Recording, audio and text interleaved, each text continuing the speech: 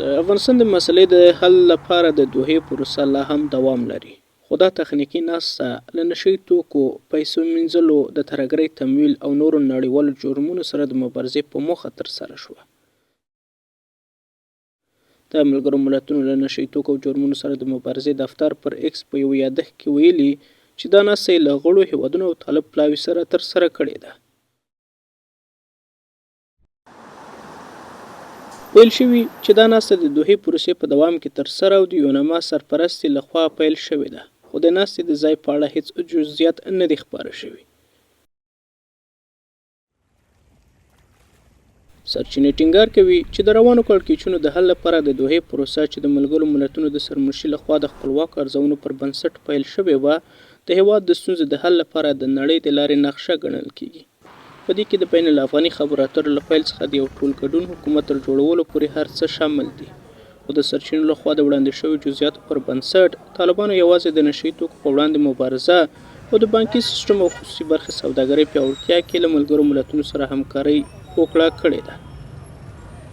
دوی کولی شي چې طالبان ته اړ کړي چې همشمول نظام جوړ شي او ټول سیاسي جریانونه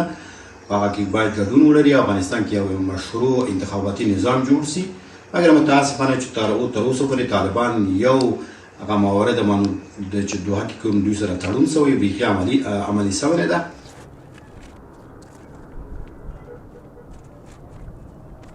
بل لور ته د هېواد ځینو وګړو او د بشري حقونو فعالانو تر دې مخکې ویلي وو چې د افغانستان مسله د نشي توکو او بانکي سیستم له مسلې هاخوا ده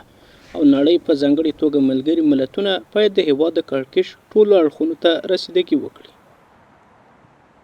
خواست ما از ملل متحد این است که فقر گرسنگی از بین بره، زمینه کار برای مردم مساعد شود و از حقوق زنان باید حمایت شود و اقدامات جدی برای خدمات صحی و تعلیمی باید صورت گیرد. از ملل متحد میخواهیم که به دخترها رسیدگی شود، مکتب نیست، کار نیست، مشکلات زیاد است. ما از ملل متحد میخواهیم که می جنگ پایان بیافته. له دې ټولو سره په دې وروستیو میاشتو کې ملګرو ملتونو د دوحې پروسې تر چتر لاندې د افغانستان د ستونزې د حل لپاره د موسیق طرحه هم د پلان په توګه منلې،